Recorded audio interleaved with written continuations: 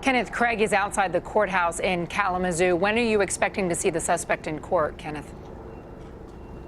Well, Contessa, those hearings are set to begin here at the county courthouse in just about a half hour or so. Dalton will actually appear in the second one, the arraignment by video link. The first will be a probable cause hearing, expected to start here about 1:30 or so, and that is going to be the more significant of these two hearings, and that is because during that hearing, police will essentially lay out their case we are expecting against this man. They will likely read a narrative, talk about the evidence they have so far, what they got from those surveillance cameras, what information they possibly got from eyewitnesses, what they found in his home and on his phone, and what he said, if anything, when they did eventually arrest him early Sunday morning.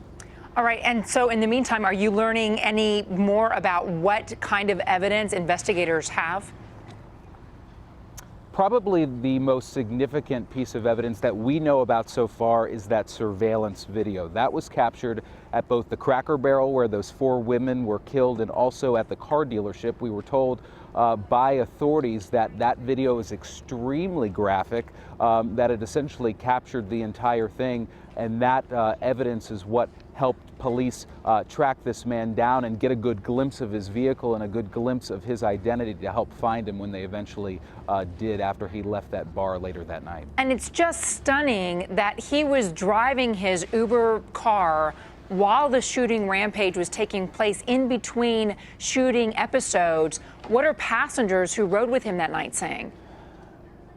And that really is perhaps one of the most stunning things of all. And those stories started emerging not long after his arrest. We've heard from a number of different passengers who apparently, according to them, rode with him before, after, and even during the shooting rampage. One of the men was a passenger of his about 90 minutes before this all began. He says not long after he got in the vehicle, Dalton started driving erratically, 80 miles an hour, running stop signs, over medians, even sideswiping vehicles, and as soon as he had the opportunity, he actually jumped out. Another passenger who claims he rode with him during the shooting spree says that he actually recognized his vehicle from police reports, and when he got in, he questioned him. He said, "This looks like the vehicle police are talking about. You're not the shooter, are you?" And he said, Dalton said no.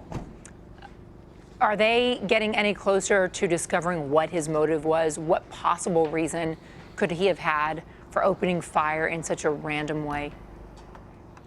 So far, prosecutors say they have no idea what motivated him to allegedly do all of this, and we're hoping that during this probable cause hearing or even during the arraignment, authorities might have a better idea today after they've started to sort of sift through the evidence, go through his records, talk to people who knew him. But so far, authorities say no, they don't know what motivated him. According to people who knew him, neighbors, they describe him as a family man who often was working on his cars outside of his house. He apparently taught at a community college, auto body, at one point, and was a former insurance adjuster. So that is a big question still out there this afternoon, Contessa. Kenneth Craig, thank you so much. Appreciate the update.